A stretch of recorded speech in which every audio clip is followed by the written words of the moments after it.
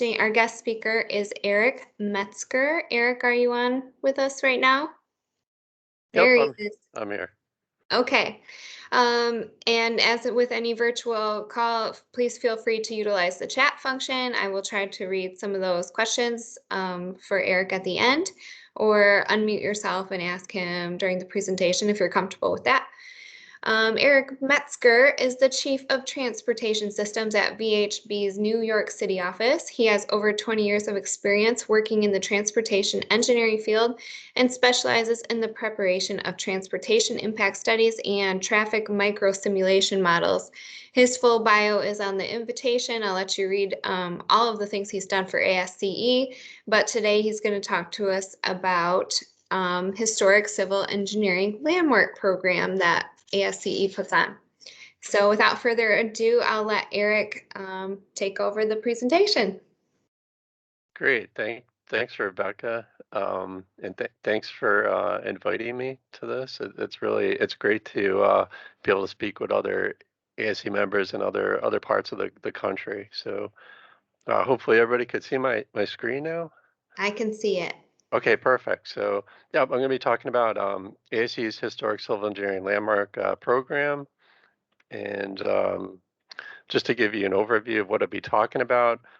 First, just to provide an overview of ASCE's History and Heritage Committee. Then I'll talk about ASCE's Historic Civil Engineering Landmark Program in a little bit more detail.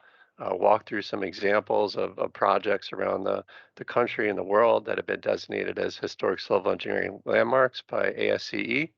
Then I'll talk about some of the History and Heritage Committee's current initiatives and show examples of how you could get involved and participate. And then we could go over questions and answers at the end. So first, an overview of the History and Heritage Committee. ASCE, it was the first national engineering society that established a permanent History and Heritage Committee. Our charge is to promote the civil engineering professions, history and heritage. And the driving force for the formation of this committee in 1964 was Neil Fitzsimmons.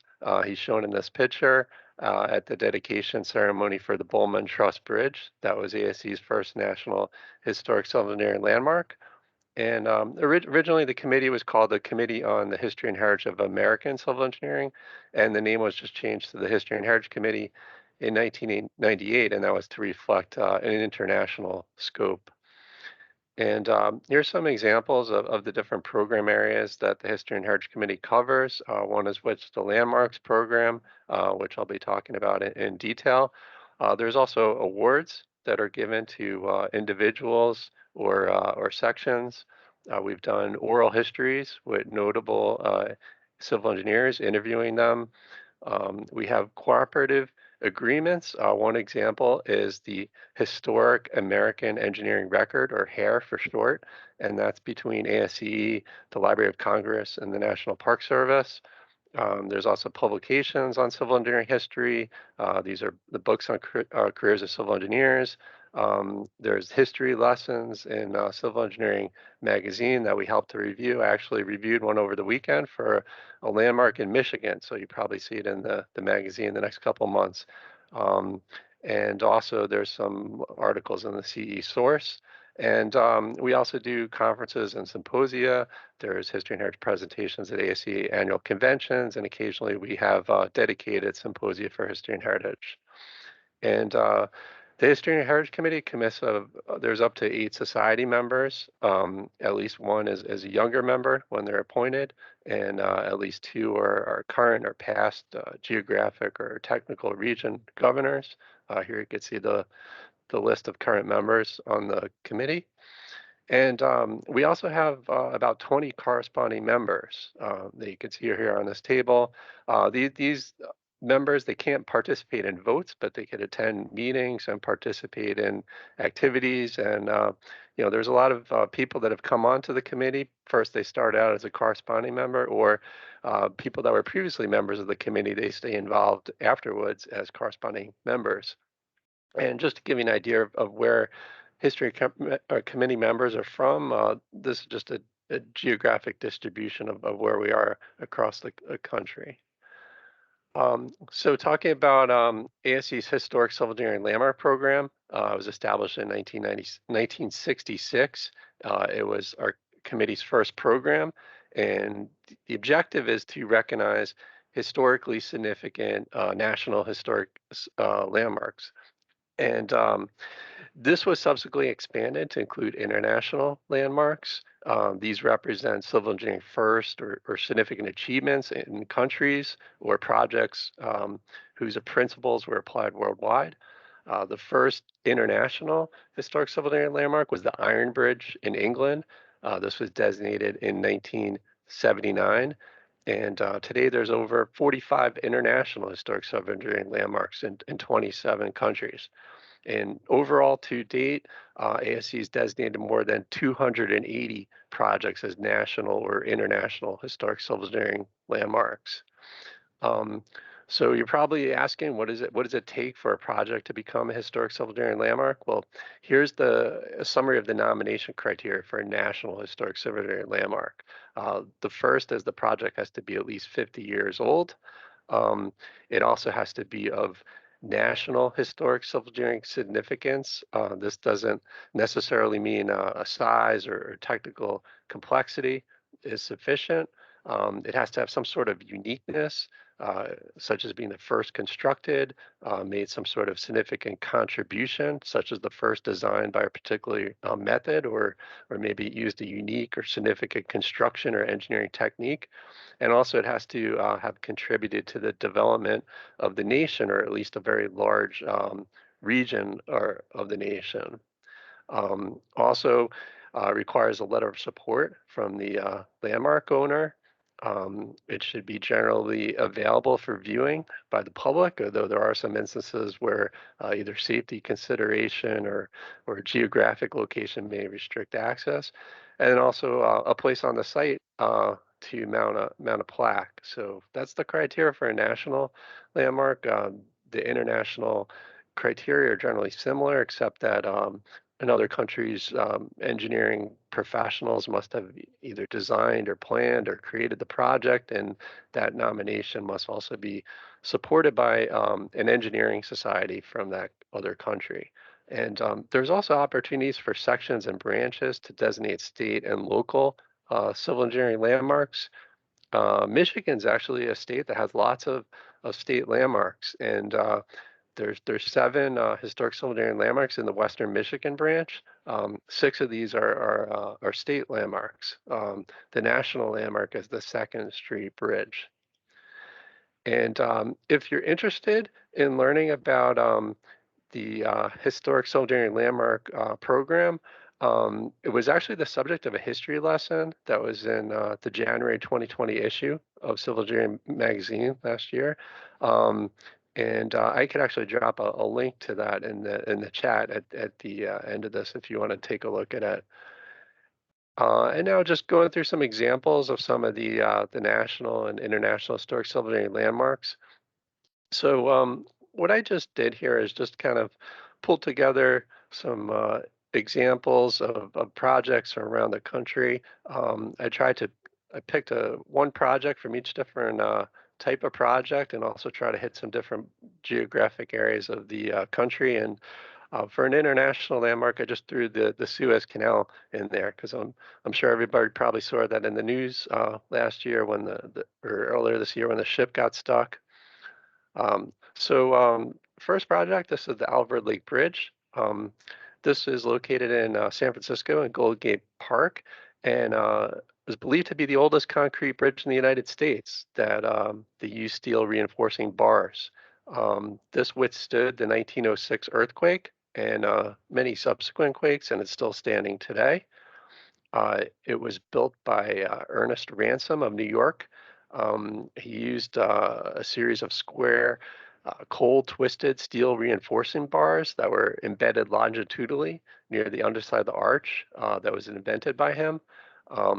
The bridge, it's a single arch, 64 feet wide, 29 feet long. And although it's only 29 feet long, at the turn of the century, concrete reinforced arch bridges were being built by spans by more than 100 feet in length. So this was designated as a National Historic Civil Engineering Landmark by ASCE in 1969. Another example, this is the Denison Dam. This is on the border of Texas and Oklahoma. It's the largest ruled earth-filled dam when it was completed. This served as a prototype for dam construction and future Army Corps of Engineers dams in the Southwest. There was procedures and equipment that were developed during construction that are now commonplace in the testing of soils. As an example, Denison barrel was developed to obtain undisturbed soil samples and heavy clay. And it contains a total of 18.8 million cubic yards of rolled earth fill. And this was originally developed to be a hydroelectric power and flood controls project, but now it also provides for recreation opportunities and water supply storage. So this was designated as a National Historic Civil Landmark by ASCE in 1993. Another project, this is the Ellicott Stone. This was set by a U.S. and Spanish survey party. It's one of the most important early boundary markers in the Americas, and it defined the boundary between the Mississippi Territory and West Florida. And George Washington, he appointed Andrew Ellicott to design or to survey the boundary east of the Mobile River. So Ellicott and his survey crew, they encountered many obstacles. They had a rough terrain. They had dissident laborers. There was swamps that were nearly impenetrable, and they even had Indian attacks. And using homemade surveying instruments and the stars for guidance, Ellicott was actually able to place the stone just 500 feet stout of the true 31st parallel. So this was designated as a National Historic Civil Engineering Landmark by ASCE in 1968. Another example, this is the Goodyear Airdock in Ohio. It was the largest building in the world in terms of uninterrupted space. It covers an area that's larger than 8 football fields. And it's as long as a 22-story building that was laid if it was laid on its side. And when winds blow against this building, they're deflected up against the roof, creating a partial vacuum that could draw the roof up with a force that's several times greater than the direct force of the wind. So they did wind tunnel testing on a model of this, and it helped designers decide that a semi-parabolic shape would be the best to resolve the air current conditions. So this particular air dock, it was designed for the construction of the USS Akron and the USS Macon. These were 785-foot long U.S. Navy airships. It was completed in less than a year. There's double doors on each end of the building. They weigh 600 tons. They rest on wheels on railroad tracks. And each of these sets of doors has its own individual power plant that could open up and close the doors in just about 5 minutes. So this was designated as a National Historic Civil Engineering Landmark by ASCE in 1980. Another one is the Granite Railway. This was the first commercial railway in the United States. It was originally built to carry granite from Quincy, Massachusetts to a dock on the Neponset River. And it only ran for 3 miles. It relied on horses to draw cars along the tracks instead of using steam locomotives. And in the photo here, you can see there's an incline section. This brought cars 84 feet down from a quarry to the railroad, and it used a conveyor belt type chain. The primary purpose of this was to transport granite from Quincy to build the Bunker Hill Monument. It demonstrated the engineering advantages of rail transport in the United States, and also introduced technical features such as switches, the turntable, and the double truck railway car. And this is designated as a National Historic Civil Engineering Landmark by ASCE in 1975. And I think it's kind of cool that this landmark actually has a granite plaque instead of a bronze plaque. Another one is the hydraulics lab at the University of Iowa. It's the oldest university-based research facility in the U.S. that is continually focused on research and education in hydraulic engineering. And it filled a critical void that was needed for hydraulics experimentation, as there were no such government laboratories at the time that it opened. And this it's produced a massive amount of research that shaped water-related projects around the world. And it was designated as a National Historic Civil Engineering Landmark in 2005. Uh, the next one, this is the Kamehameha the fifth, the post office building in Honolulu, Hawaii. It's the oldest building in the United States to incorporate structural elements of reinforced Portland cement concrete. It helped to establish the value of using reinforced concrete as a durable construction material. And it was designed and construction by J.G. Osborne, who is somebody who uh, immigrated to Hawaii from England.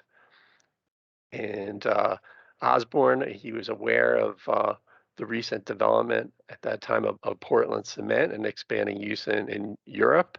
And when they built this, they had to carefully wet it and left it to harden slowly because of Honolulu's warm climate. And this project was designated as a National Historic Civil Engineering Landmark by ASCE in 1987. Another project, this is the Marlette Lake water system. This was the first American water system that was developed to overcome mountainous topography. It's located in Nevada, and it brought water from one mountain range across a valley to another mountain range. It used an inverted siphon that had a head over 1,700 feet, which was the largest in the world. And this had to withstand a high pressure that was generated by the elevation changes. And it was more than double the pressure of any contemporary pressure pipeline at that time. Now, this particular pipeline was interesting. It was actually used to create water for the silver mining boom in Virginia City, Nevada. Um, that was actually America's greatest producer of high-grade silver and gold ore in the mid-1800s. So the mines required large amounts of water. And Virginia City, it was something that developed as a boomtown when silver was discovered in 1859 at the Comstock Lode, um, which was the first major silver deposit discovery in the United States. And this was designated as a National Historic Civil Engineering Landmark by ASCE in 1975. Another project is the Moffat Tunnel. This was the longest railroad tunnel in the Western Hemisphere. It's 6.2 miles long. Follows the right of way that was laid out by Moffat in 1902. He was looking for a better and a shorter route from Denver to Salt Lake City. So the tunnel shaved 173 miles off the trip from Denver to Salt Lake. And the original railroad climbed up the Rollins Pass. It had a series of switchback loops and had a steep grade and severe snow conditions. And the snow removal on the original railroad made it very unprofitable to operate. So this project used innovative construction techniques, and one of which is actually it later used its pilot bore as a permanent aqueduct. This was leased to the city of Denver for use as a water tunnel to divert water east from the Colorado River Basin underneath the Continental Divide to the urban areas of the eastern slope. Um, this used the Lewis traveling girder or cantilever girder to support the roof and the walls under unstable rock, which protected the lives and also sped up process. And what's interesting about this is they actually had to do surveys at night to avoid aberration due to different air densities and temperatures. And when they hold the tunnel through, the tunnel's lateral alignment, it only varied by 1.25 inches, which was a surveying feat at that time. And this was designated as a National Historic Civil Engineering Landmark by ASCE in 1979. Another project, this is the Peavey-Haglin concrete grain elevator just outside of Minneapolis in Minnesota. This was the first circular concrete grain elevator constructed in North America. And back before that, earlier, wooden grain elevators, they're quite vulnerable to fire because they were built with flammable material. They're also filled with volatile grain dust, and usually they stood next to railroad tracks that had locomotives that were spewing sparks. So PV was convinced that new construction methods could produce a large fireproof grain elevator. So he hired Charles Haglin, who was a local civil engineer, to work on the problem. And they quickly recognized the promise of reinforced concrete. Many materials were being experimented with at the time, including iron sheeting, steel, tile, brick, granite. But this particular experiment laid all those to rest. Critics at the time, they thought the elevator would collapse because of the vacuum when grain was empty. So to prove them wrong, Haglin, he built this elevator. It was 68 feet high. He filled it, emptied it, and it was rock solid. So this design was quickly adopted throughout the American Midwest. Um, and Unfortunately, after its initial experiments, the elevator was never used again, but it still stands today. It's actually part of an earthenware store, and it was designated by a National Historic Civil Engineering Landmark by ASCE in 1983. Another project is the Rocky River Pump Storage Hydraulic Plant. It was the first major pump storage hydraulic project in the United States. It includes a hydroelectric plant and pumping station on the Housatonic River in Connecticut, and also a dam above the Rocky River that creates a reservoir. So what they do is pump water from the Housatonic River during periods when electricity is least expensive, such as overnight, and then they generate power by releasing the water in the reservoir above, so that's sold at higher rates during periods of peak demand. And it has a single penstock. It's 1,000 feet long. It carries water downhill or lifts it uphill to the reservoir.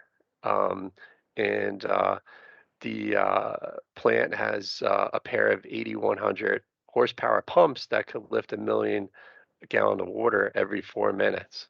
This was designated as a National Historic Civil Engineering Landmark by ASCE in 1984.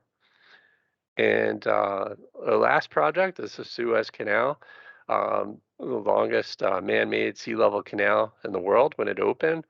Back in 1854 and 1856, Ferdinand de Lesseps, he obtained a concession from Egypt to create a company to construct a canal that would be open to ships of all nations. It took 10 years to excavate the canal. It was considered the greatest engineering feat of the 19th century, and it's one of the world's most heavily used shipping routes, so it continues to play a critical role in international trade. Originally, it accommodated vessels with a maximum draft of 22 feet, but since it's been deepened to accommodate a draft of 66 feet. And in 26, the new Suez Canal project was completed. It doubled capacity from 49 to 97 ships a day.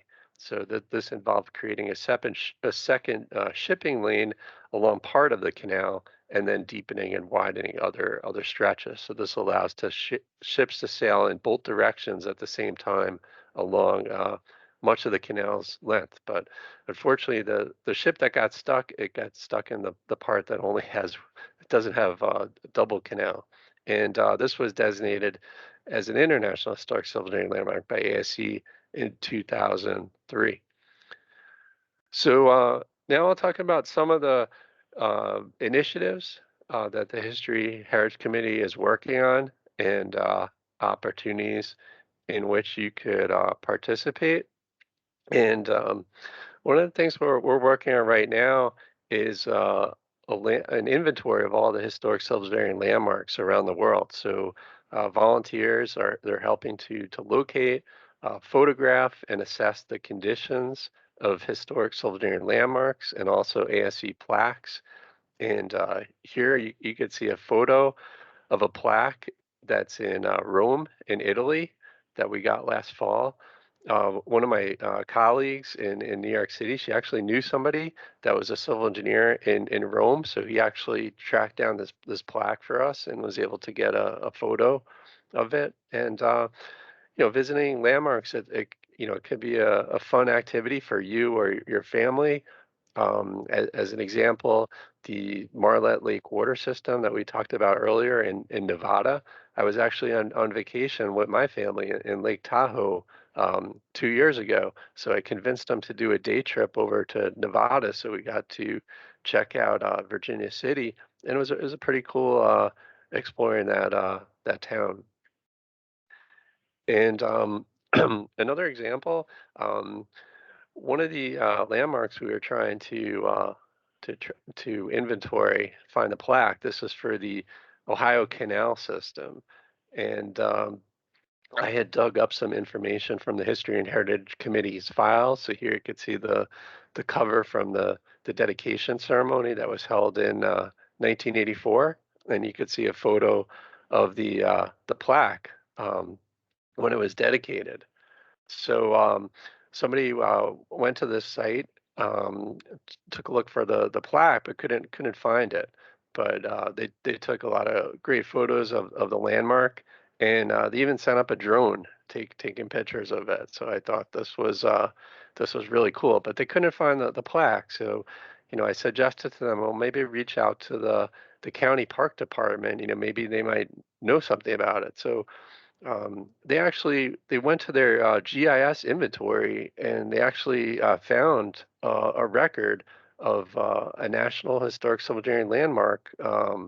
So they sent some maintenance workers out, and sure enough, they cleared this area, and they found this rock that was just obstructed by vegetation, but it had the ASCE plaque on it. So, not only did they find the plaque for us, but they actually moved it up right next to the lock, so it's a lot easier to see right now. So I thought that was a pretty cool example of how the landmark inventory project is helping to find and locate these plaques. And another example, this is one of the reports that I did recently. So there's a landmark here that runs between New York City and New Jersey, the Hudson and Manhattan Railroad, and I found out that actually has two plaques. There's one that was in New York and one was in New Jersey. So the plaque that was mounted in New York in 1978, this was in the World Trade Center. So you could see a photo of what it looked like in 1978. So we reached out to the Port Authority, who's the landmark owner, and unfortunately they couldn't, they never found the plaque in the rubble. And last week I actually got the plaque on the right. It was shipped to my apartment, so we got a replacement plaque. So I'll bring that down to the World Trade Center in the next couple of weeks. Hopefully we'll get that installed in October. And one thing that's really cool too is we've been mapping out the location of all the historic Sylvanian landmarks and plaques, and you could take a look at this on Google Maps. I'll drop the link into the chat after, and you could explore landmarks in your area if you're traveling to different areas. And another thing you could do too is share photos of historic cemetery landmarks and plaques.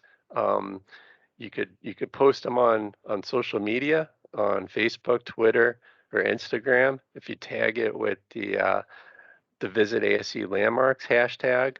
Um, I actually used this last month. I found a new plaque for the Philadelphia municipal water system down in Philly. So I actually took the train down there, found the plaque, and there's actually four ASCE plaques all within just about a 2-mile walk. So I took photos of that, posted it on social media. There's also, you can learn more about the civil engineering history with publications that ASCE makes. Last year, there was a book that was written on Benjamin Wright, who was named as ASCE as the father of um, civil engineering. And this particular book chronicles his life, starting as a country surveyor to becoming the chief engineer of the Erie Canal, and then work on America's railroads. And this was written by Steve Pennington, who's a corresponding member of the History and Heritage Committee. So I actually helped to review this book last year before it was published. Definitely a very interesting history. And there's also opportunities to attend or speak at local, regional, or national conferences. There's usually history and heritage sessions at the ASCE annual convention. I believe this fall there's going to be 3 different presentations. And occasionally the History and Heritage Committee organizes symposia for special events. We had one 2 years ago for the 150th anniversary of the Golden Spike in Sacramento, and then there was other ones for um, the Centennial of the Panama Canal, and then also the 75th anniversary of the Hoover Dam. And another opportunity I could get involved is editing civil engineering articles on Wikipedia.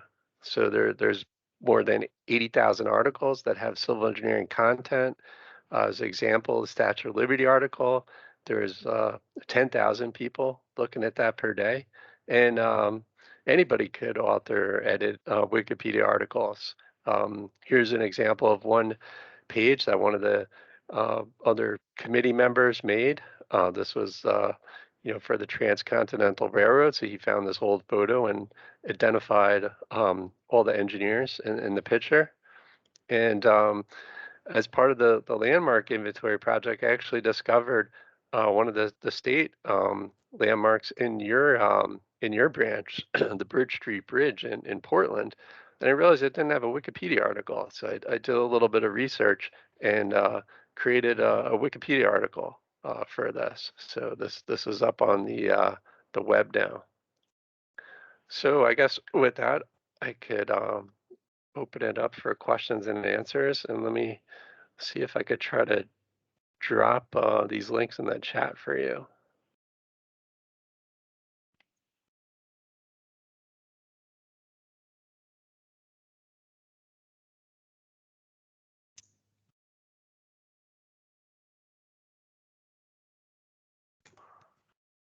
Well, thank you, Eric.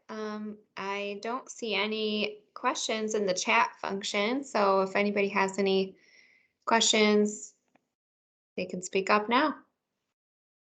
James? I can't hear you, James.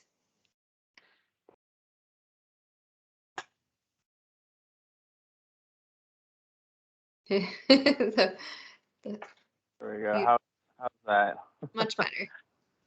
All right. Hi, Eric. It's James. We've been in a lot of correspondence and seeing sites. What is one of the favorite sites that you've gotten to go visit? I know you've seen quite a few. I mean, there's so many different landmarks. I mean, I guess more recently, like, I mean, I've been kind of stuck here, like, during COVID. So last year was just a lot of like virtual exploring.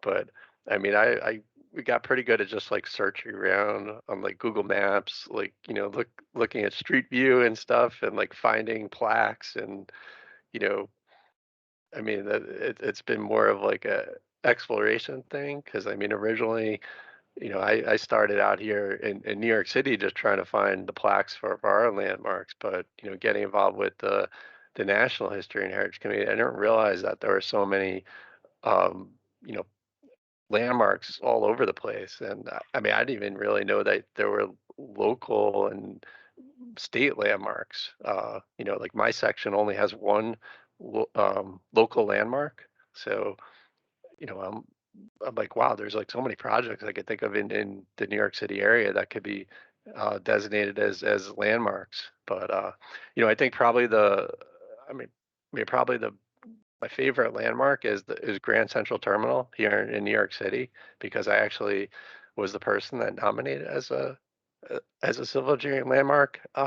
So it definitely has a special place for me, since I did the research for that. And it was actually kind of cool too, because there was actually, when I was doing the research, there was a book that an author, a professor in Connecticut, had written about the engineer that designed Grand Central Terminal. And there was actually one statement in the book. He said that, to this date, there's no plaques in Grand Central Terminal that recognize the civil engineer. So I got in contact with him. I'm like, hey, we're designated as a landmark. We're gonna have a plaque, and it's gonna have his name on it. So it was great. I got to meet him, and he actually invited me to the New York Public Library. We actually got to take a look at this engineer's personal collection of papers and stuff. So, that was, that's one landmark that really excites me. And another one is the Statue of Liberty here in New York. It's more just my godfather was a civil engineer, so he actually got involved with ASCE, and he was ASCE's representative to the National Park Service during the restoration of the landmark. So I went there 2 years ago. I actually brought my dad there for the first time. He's a native New Yorker, never been to the Statue of Liberty, so that's exciting, bringing him there. So, but it's tough to kind of so many landmarks. Uh-huh. So many. That's really cool. But yeah, no, it's so great to meet James. I mean, James is one of the most enthusiastic people that I've met, doing this landmark inventory project. And I felt bad. I kept looking for plaques. I find them new plaques, and I'm like, I'm sorry, we got another landmark. Could you take a look at that? So It's like, No, yeah. it has been a pleasure. It's been really great to get out and see these landmarks, and like that slideshow, there's a lot really in our neck of the woods. Just a short drive, or a lot of them. I kind of go on trips, and they'd be in route. So it was a great little pit stop to see something cool, and get a little hike in. So yeah, definitely recommend checking those out. It's been a great experience.